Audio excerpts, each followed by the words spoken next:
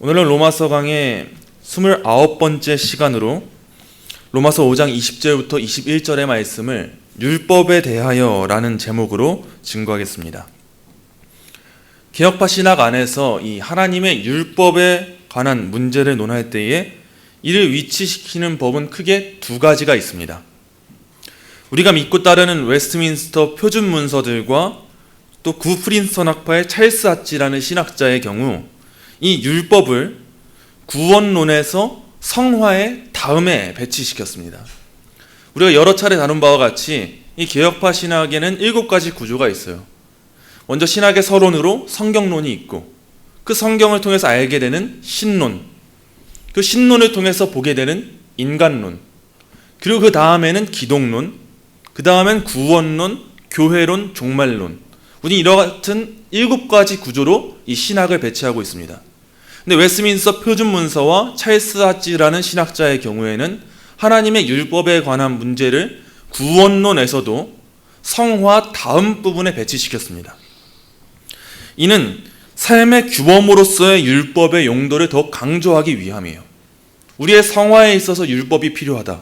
우리의 성화에 있어서 규범이 되는 것은 하나님의 율법이다. 이를 강조시키기 위한 방법으로 구원론에서도 성화 다음 부분에 이 율법을 배치시킨 것입니다. 그러나 칼빈의 경우는 달랐습니다. 칼빈의 경우에는 율법을 인간론 마지막 부분에서 다뤄요. 인간론에서 우리는 우리 인간이 하나님의 형상이라는 것과 하나님과 언약을 맺었다라는 것을 배웁니다. 그리고 우리는 그 가운데 인간이 하나님의 언약을 파기했고 죄인이 되었다라는 이 죄론에 대해서도 살핍니다. 이 인간론의 항상 마지막 부분에는 죄론이 있는데 칼빈의 경우에는 율법을 이 죄론의 끝부분에서 다룹니다. 또 한국의 장로교의 대표적인 개혁신학자인 박형룡 박사님 또한 칼빈과 같이 하나님의 율법을 학문적으로 분류할 때 인간론의 마지막 부분, 죄를 살피고 나서 그 다음에 율법을 위치시킵니다. 그리고 박형룡 박사님은 그 이유에 대하여서 죄와에 관련해서 하나님의 율법을 고찰하는 것이 필요함은 죄는 율법의 위반이기 때문이다 라고 말씀하셨습니다. 칼빈과 박형룡 박사님의 경우에는 죄를 정죄하는 기능을 하는 그 율법의 용도를 말하기 위해서 이 율법을 인간론의 가장 마지막 부분에 배치한 거예요. 이전에도 다루었던 바와 같이 율법에는 3가지 용도가 있습니다. 율법은 3가지의 목적을 가지고 기능을 합니다. 먼저 첫째는 죄를 정죄하는 것입니다. 그것이 죄다라는 것을 율법은 알려줍니다.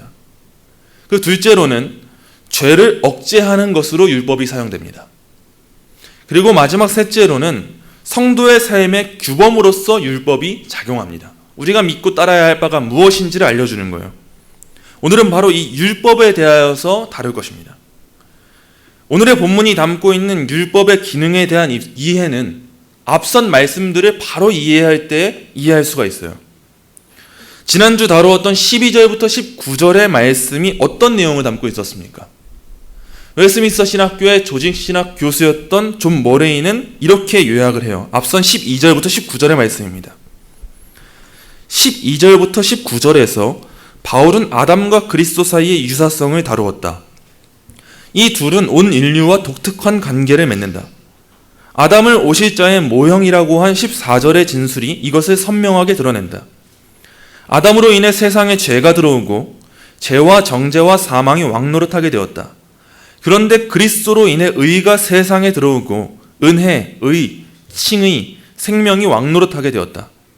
인류의 이 두 대표와 서로 병행하면서도 상반되는 조합들이 인간 역사를 움직이는 중심축이다.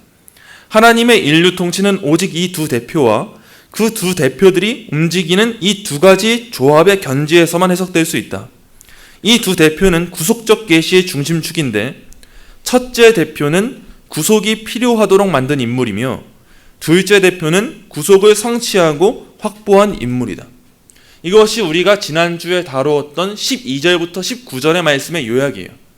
첫째 아담, 그 아담은 구속이 필요하도록 만드는 인물이었고 둘째 아담이신 예수님은 그 구속을 성취하고 확보하신 분이시다 라는 게 지난주 말씀에 대한 요약입니다. 우리는 사도가 12절부터 19절에서 다루었던 이 말씀의 연장선상에서 오늘의 말씀, 이 본문을 마주해야 합니다. 먼저 오늘의 본문 20절입니다. 오늘의 본문 20절 우리 한 목소리로 함께 읽겠습니다. 율법이 들어온 것은 범죄를 더하게 하려 함이라. 그러나 죄가 더한 곳에 은혜가 더욱 넘쳤나니. 아멘. 우리말로 된 이 개역개정 성경에는 남겨져 있지 않지만 헬라어 성경에는요, 그러나를 뜻하는 헬라어 접속사 대가 기록되어 있고, 또 영역본인 킹제임스 버전 성경에는 더욱이 또는 게다가를 뜻하는 moreover가 이 본문에 기록되어 있습니다. 이는 무엇을 뜻합니까? 그러나를 뜻하는 말이 섞여 있고 더욱이 게다가라는 것이 이 본문의 앞에 위치하고 있다는 것. 이것은 무엇을 뜻합니까? 이는 사도가 말하고자 하는 바가 아직 끝나지 않았다라는 것을 밝혀주는 것입니다. 앞선 12절부터 19절의 말씀을 사도가 서술했고, 그 이후에 사도는 더욱이 그리고 게다가라고 말하면서 내가 하고자 하는 말이 여기서 끝난 것이 아니다, 여기서 더 붙여서 해야 할 말이 있다 라고 하는 것을 사도가 주장하는 거예요. 그가 이전에 주장하던 바가 무엇이었습니까? 12절부터 19절에 대한 마지막 결론은 18절 19절입니다. 앞선 18절 19절 보겠습니다. 그런즉 한 범죄로 많은 사람이 정죄에 이른 것 같이 한 의로운 행위로 말미암아 많은 사람이 의롭다 하심을 받아 생명에 이르렀느니라. 한 사람이 순종하지 아니함으로 많은 사람이 죄인 된 것 같이 한 사람이 순종하심으로 많은 사람이 의인이 되리라. 아멘. 사도는 이와 같은 대표성의 원리를 결론적으로 서술한 이후에 더욱이 그리고 게다가를 덧붙이면서 아직 무언가 더 짚고 넘어가야 할 문제가 있다는 것을 말해주는 거예요. 그리고 어떤 문제를 말합니까? 율법이에요. 사도는 여태까지 앞선 대표성의 원리를 다 말해주고 게다가 라고 말하면서 율법에 대한 문제를 짚어줍니다. 그는 앞선 13절 14절에서 율법에 대한 문제를 언급한 적이 있어요. 13, 14절 보겠습니다. 죄가 율법이 있기 전에도 세상에 있었으나 율법이 없었을 때에는 죄를 죄로 여기지 아니하였느니라. 그러나 아담으로부터 모세까지 아담의 범죄와 같은 죄를 짓지 아니한 자들까지도 사망이 왕노릇하였나니 아담은 오실 자의 모형이라. 아멘. 사도는 자기가 말했던 죄가 율법 있기 전에도 세상에 있었다는 것에 대한 난제, 즉 이 말씀을 듣고 나서 그렇다면 율법은 왜 주어진 것입니까? 율법 있기 전에도 죄가 있었다면, 죄라는 것이 진정 그렇게 존재했던 것이라면 율법이 과연 필요한 것입니까? 율법이 지금 우리에게 주어질 필요가 있습니까? 라는 그 반론을 예상하면서 이를 짚고 넘어가기 위해서 오늘의 본문을 제시하는 거예요. 앞서서 율법에 대해서 살짝 말했지만 사도가 말하고자 한 핵심적인 메시지는 그게 아니었죠. 핵심적인 메시지인 대표성의 원리를 다 말하고 나서 이에 대해서 반론을 가질 자들을 예상하고 사도는 게다가 더욱이라고 말하면서 율법에 대한 문제를 오늘 짚고 넘어가는 겁니다. 사실 이 문제가 사도의 논지에 있어서 그렇게나 중요한 논지인 것처럼 보이지는 않습니다. 그러나 사도는 이 문제를 해결할 때 이 말씀을 듣게 되는 유대인들에게 더욱 큰 유익이 있을 줄 알고 이를 짚고 넘어가는 거예요. 유대인들에게 율법은 어떤 존재였습니까? 그들은 율법이 아담의 타락으로 말미암은 인간의 죄악을 억제하도록 하는 하나님의 도구라고 생각했습니다. 이 율법을 통해서 우리의 본성을 거슬러 하나님 앞에 의롭다 칭함 받을 수 있게 되었다고 믿었고, 이 율법을 다 지켜 행함으로써 우리는 그 정죄로부터 자유로울 수 있다 라고 그들은 생각했어요. 그런데 오늘의 말씀에서 사도는 그들의 모든 발상을 뒤엎는 명제를 제시합니다. 사도는 이렇게 말합니다. 율법이 들어온 것은 범죄를 더하게 하려 함이라. 이건 유대인들에게 있어서는 전혀 상상할 수 없는 말씀이에요. 유대인들은 이 율법으로 말미암아서 우리들의 죄가 이제는 더 이상 죄가 되지 않겠구나, 우린 이걸 지켜 행할 수 있겠구나, 이제 우리에겐 죄가 없게 사는, 죄 없이 사는 그러한 세상이 도래하겠구나, 이러한 생각을 가지고 있었는데 사도는 여기서 반전이 되는 말을 던지는 거예요. 율법이 들어온 것은 범죄를 더하게 하려 함이라. 유대인들에게 모세의 율법보다도 중요하고 기념비적인 것이 어디 있습니까? 과연 이보다도 중요한 것이 어디 있어요? 그런데 사도의 논지를 따를 때 사도는 우리가 율법으로 말미암아서 칭의받는 것이 아니라고 말하고, 또 그렇다고 해서 율법이 있기 전에 사람들이 율법이 없기 때문에 정죄받지 않았다라고 말해주고 있지도 않은 거예요. 유대인들은 지금 그 무엇보다도 답답한 처지에 놓여 있습니다. 아니 그럼 어쩌란 말입니까? 우리는 율법에 대해서 당신이 말하고 있는 믿음으로만 구원받는다. 오케이, 여기까지 알 수 있겠습니다. 인정하겠습니다. 이 정도 단계까지는 올 수 있죠. 근데 율법이 있기 전에도 죄가 있었다는 거, 그때에도 정죄가 있었다는 거, 이 말씀을 듣자 유대인들은 아니 그렇다면 율법이 왜 있어야 됩니까? 율법이 있을 필요가 왜 있습니까? 라고 묻는 거예요. 유대인들은 이를 듣고, 사도의 논지를 듣고 당연한 반론을 품게 되는 것입니다. 칭의를 위해서도 정죄와 죄의 억제를 위해서도 율법이 궁극적으로 필요한 게 아니라면, 율법이 이러한 궁극적인 목적을 지니고 있지 않다면, 단지 한 사람 아담으로 말미암아서만 인간이 죄인이 된 것이라면 율법이 왜 필요하단 말입니까? 이렇게 날카롭게 반론을 던지는 거예요. 이들이 이와 같은 반론을 제시할 수 있었던 이유가 무엇입니까? 그것은 앞선 논지에서 사도가 죄가 율법 있기 전에도 세상에 있었다고 말했기 때문이에요. 즉 모세 율법이 있기 전에도 이미 정죄함이 있었다고 사도가 말했기 때문입니다. 그리고 그 율법이 없다 할지라도 아담 한 사람으로 말미암아 모든 인류의 죄가 미치게 되었다고 사도가 말했기 때문입니다. 그래서 사도는 이 문제를 짚고 넘어가기 위해서 오늘의 본문 앞에서 더욱이 게다가 라는 말을 덧붙이면서 이 문제를 짚고 넘어가는 것입니다. 사도는 이렇게 말합니다. 율법이 들어온 것은 범죄를 더하게 하려 함이라. 여기서 들어온 것은에 해당하는 헬라어 파레이셀데는 단순히 들어온 것을 뜻하지 않습니다. 우리 본문 앞에 12절에도 보면 들어오고 라는 말이 있죠. 오늘의 본문 20절에서 들어온 것은에 해당하는 헬라어와 12절에 들어오고에 해당하는 헬라어는 같은 헬라어가 아닙니다. 본문 20절에 들어온 것은에 해당하는 헬라어 파레이세데는요, 본문 12절에 들어오고에 해당하는 헬라어 에이세덴, 이 에이세덴에 모모 곁에, 모모에 가까이 따라서 라는 뜻의 접두어 파라 라는 단어가 덧붙여진 단어입니다. 12절에서는 들어오고에 해당하는 말에 에이세덴이 나옵니다. 근데 오늘의 본문 20절에서는 이 에이세덴이라는 말 앞에 모모 곁에, 모모에 가까이 따라서 라는 접두어 파라라는 말이 덧붙여져서 오늘의 본문 20절에 파레이세덴이라는 말이 나와요. 그러므로 12절에 들어오고의 개념과 20절에 들어오고의 개념은 엄연히 다른 개념입니다. 그래서 오늘의 본문 20절에 나오는 들어온 것을 제대로 해석하자면요, 무엇을 따라 들어왔다라고 해석할 수가 있습니다. 지금 단순하게 율법이 들어왔다, 율법이 혼자서 들어왔다를 말해주는 게 아니라는 거예요. 본문 20절에서 들어온 것에 해당하는 단어는 율법이 무언가를 따라서 들어왔다라고 말해주고 있는 것입니다.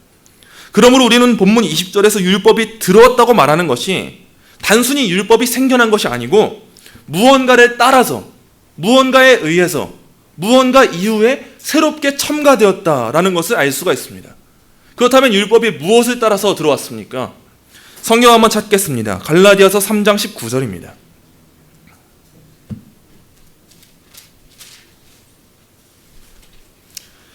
갈라디아서 3장 19절입니다.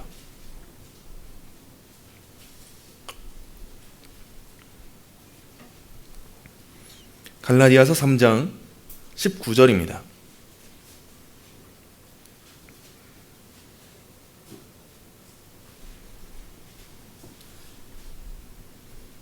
갈라디아서 3장 19절 우리 함께 읽겠습니다. 그런즉 율법은 무엇이냐? 범법함으로 더하여진 것이라. 천사들을 통하여 한 중보자의 손으로 베푸신 것인데 약속하신 자손이 오시기까지 있을 것이라. 아멘. 다시 본문으로 돌아오겠습니다. 이 갈라디아서 3장 19절의 말씀과 같이 율법은요, 혼자서 덜렁 들어온 것이 아니고 이미 들어온 그 죄를 따라서 들어온 것입니다.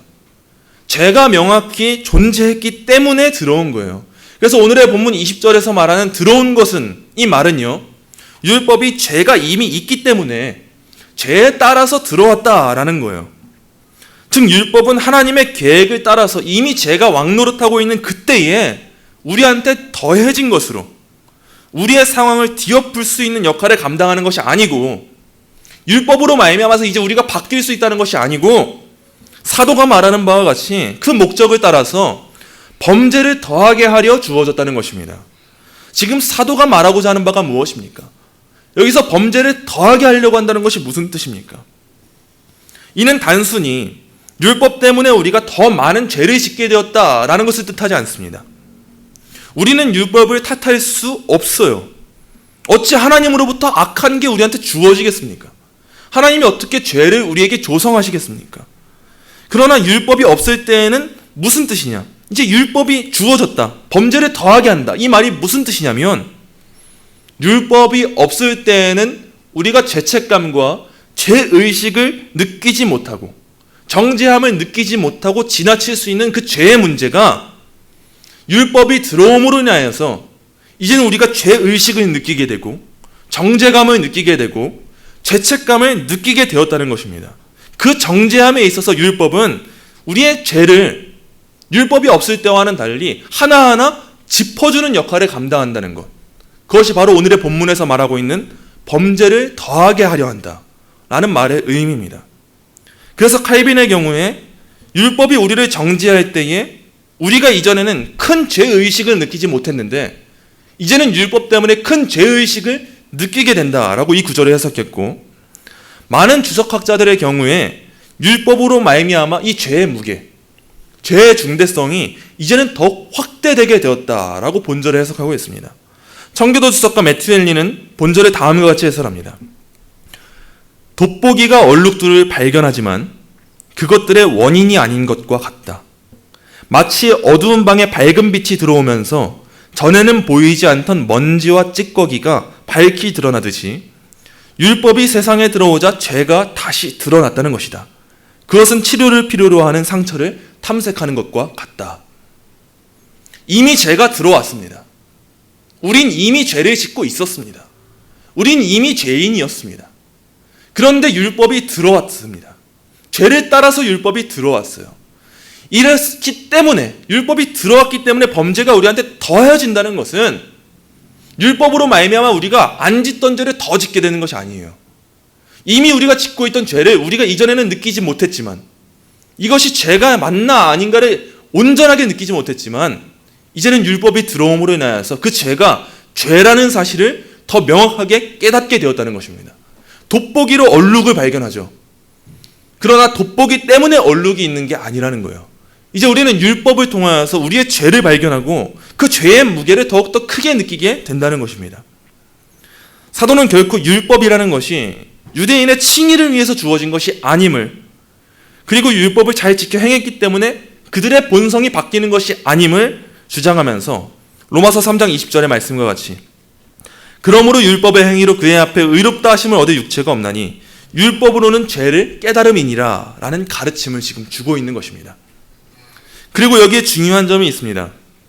사도는 여기서 말씀을 끝맺지 않았습니다. 여기서 율법의 용도에 대한 가르침을 끝맺지 않았어요.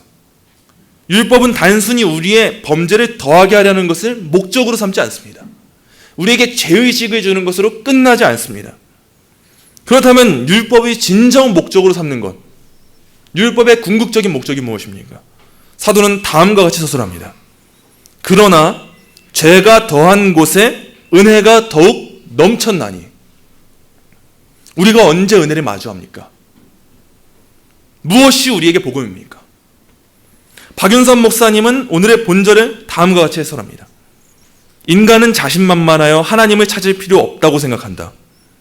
그러나 율법이 그에게 임할 때 그는 자기의 죄 많음을 깨닫고 그리스도에게로 돌아오게 된다. 그것이 넘치는 은혜이다.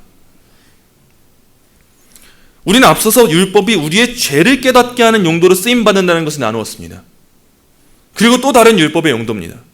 이와 같이 범죄를 더하게 하는 율법은요, 결코 범죄를 더하게 하는 것에서 우리를 멈춰서게 하지 않습니다. 어떤 역할을 감당하냐? 죄인들을 그리스도께로 인도하는 몽학 선생으로서의 역할을 감당하는 게 바로 율법이에요. 잠시 오늘의 본문에 덮어두고 에베소서 2장을 보겠습니다.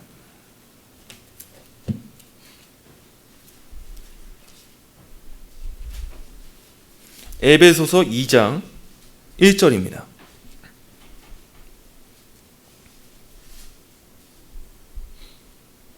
에베소서 2장 1절 함께 읽습니다. 그는 허물과 죄로 죽었던 아멘. 우리가 은혜를 어찌 은혜로 알 수 있습니까? 하나님께서 베푸시는 구원을 우린 왜 은혜라고 고백하고 있습니까?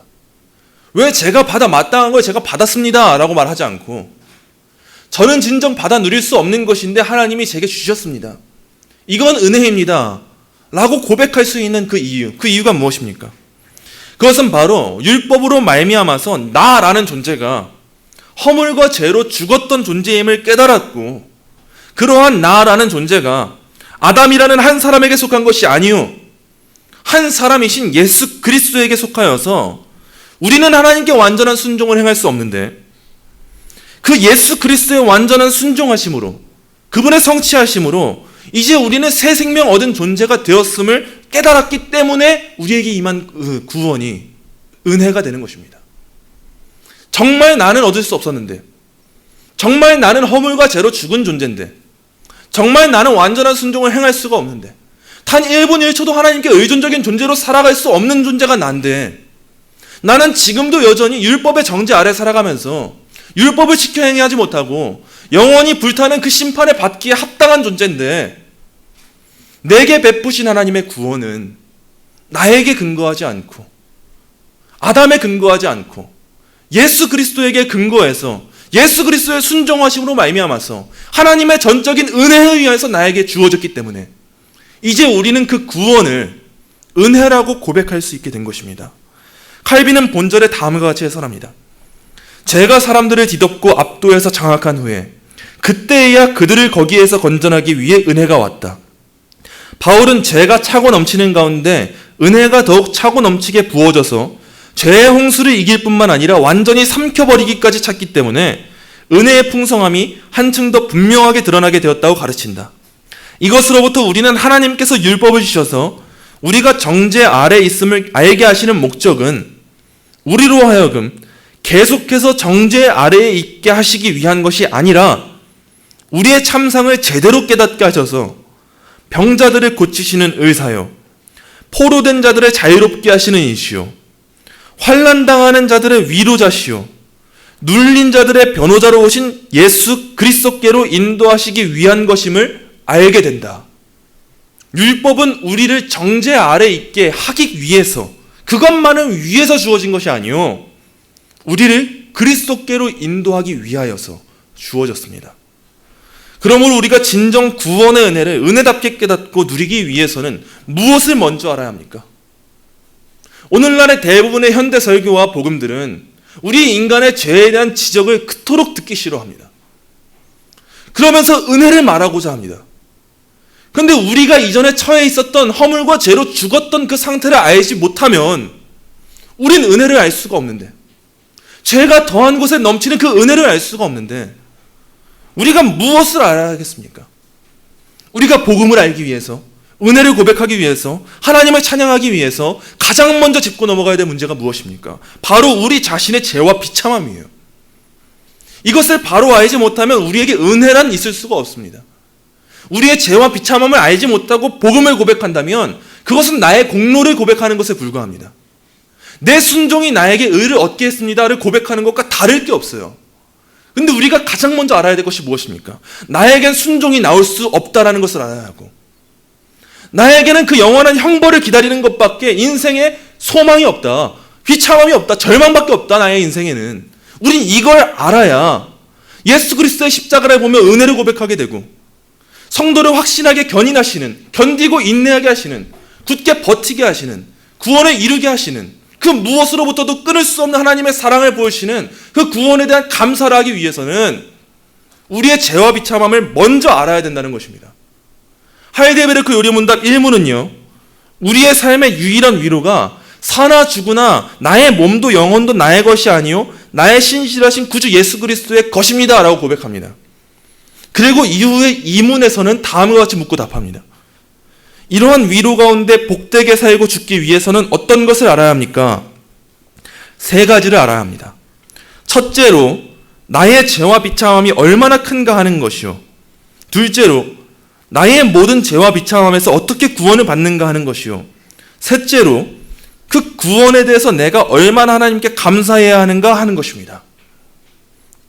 우리는 나 자신이 예수 그리스도께 속한 것이 유일한 위로임을 고백하기 위해서 첫째로 나의 죄와 비참함이 얼마나 큰가 하는 것을 깨달아야 합니다. 그리고 하이데베르크 요리문답 제3문입니다. 그대의 비참함을 어디에서 압니까? 하나님의 율법에서 압니다. 우리는 우리의 죄와 비참함을 하나님의 율법을 통해서 알지 않고서는 그분을 바라고 그분을 의지하고 그분께 속하게 될 수가 없습니다.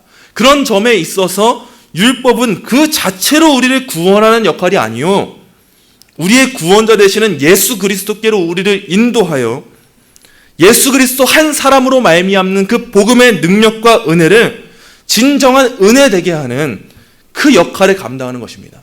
그래서 사도가 말한 바와 같이 범죄를 더하게 하려 하는 이 율법은 죄가 더한 곳에 은혜가 더욱 넘치게 하는 이 역할을 감당하는 것입니다. 그런 점에 있어서 마틴 로이드 존스 목사님은 하나님의 은혜를 아주 잘 아는 사람은 자기 자신의 죄스러움을 아주 잘 아는 사람이다 라고 말했습니다. 우리가 진정 하나님의 은혜를 바로 알기 위해서는 우리 자신의 죄스러움을 잘 알아야 합니다. 이어지는 마지막 21절입니다. 21절의 말씀 함께 읽겠습니다. 이는 죄가 사망 안에서 왕노릇한 것 같이 은혜도 또한 의로 말미암아 왕노릇하여 아멘. 사도가 이전에는 아담과 그리스도를 대조했다면 이제는 죄와 은혜를 대조합니다. 은혜가 주어지기 이전에는 죄가 사망 안에서 왕노릇했습니다. 그러나 그것과 대조해서 이제 우리의 삶은 은혜도 또한 의로 말미암아 왕노릇하는 그 삶이 되었습니다. 이보다 큰 대조는 없으며 이보다 더욱 돋보이는 영광은 이 세상에 존재하지 않습니다. 예를 들자면 앞선 통치자가 폭군이었고 그 뒤를 이어서 정의로운 통치자가 나오게 되었을 때 그 정의로운 통치자는 그 누구보다도 빛나게 되지 않습니까? 그 정의로운 통치자는 앞선 폭군과 비교되어서 더욱더 영화로운, 더욱더 영광스러운 존재가 되지 않습니까? 이처럼 율법이 들어와서 우리의 범죄를 더하게 될 때 그 무엇보다도 영광스럽고 밝게 빛나는 분, 그분이 누구십니까? 우리 인간의 죄와 비참함을 율법이 고발할 때, 율법이 그것을 정죄할 때 더욱 찬양받아 마땅하신 분은 누구십니까? 우리에게 구원을 베푸시는 하나님 한 분뿐이십니다. 이 일의 중심에, 즉 우리의 삶에 죄와 사망이 왕노릇하지 아니하며 은혜와 의가 왕노릇하게 되는, 또한 그로 말미암아 우리로 하여금 영생에 이르게 하시는 그 일의 중심에 누가 계십니까? 우리 주 예수 그리스도로 말미암아 사도는 이것을 고백하고 있습니다. 잘 보십시오. 이 5장의 말씀을 볼 때 본문이 위치하는 이 5장의 시작과 마지막에 무엇이 중심축을 이루고 있습니까? 5장의 시작과 마지막을 한번 살펴보십시오. 무엇이 알파이고 오메가입니까? 무엇이 시작이고 끝입니까? 바로 우리 주 예수 그리스도로 말미암아라는 것입니다. 본문이 위치하고 있는 로마서 5장은 바로 우리 주 예수 그리스도로 말미암아 영생에 이르게 된다는 것. 이 우리의 모든 성도의 삶의 찬양과 고백의 알파와 오메가 되시는 분은 우리 주 예수 그리스도 뿐이시라는 것, 바로 이것을 말해주고 있습니다. 말씀을 맺습니다. 사랑하는 성도 여러분, 우리가 살아가는 오늘날의 시대는 앞서 말한 바와 같이 어떤 시대보다도 죄에 대한 지적과 정죄 아래 놓이기를 거부하는 시대입니다.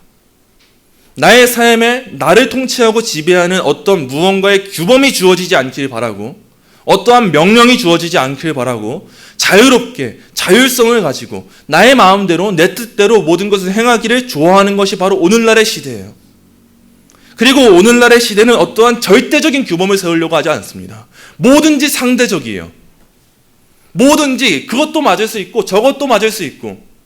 그런데 중요한 것은 뭐냐? 내가 믿고 따르는 나의 것은 절대 범침하지 말아라. 나에게 다가오지 마라. 이 규범만은 너가 무너뜨릴 수 없다. 이것을 고백하고자 하는 것이 바로 오늘날의 시대예요. 그렇기 때문에 성경이 우리에게 죄라고 말하는 것에 있어서도 오늘날의 사람들은 되게 많은 경우 자신이 크리스천이라고 스스로를 지칭함에도 불구하고 죄에 대한 지적을 듣고 죄에 대한 설교를 듣고 성경의 정죄 아래 놓이게 될 때 굉장한 불쾌감을 느끼고 있습니다.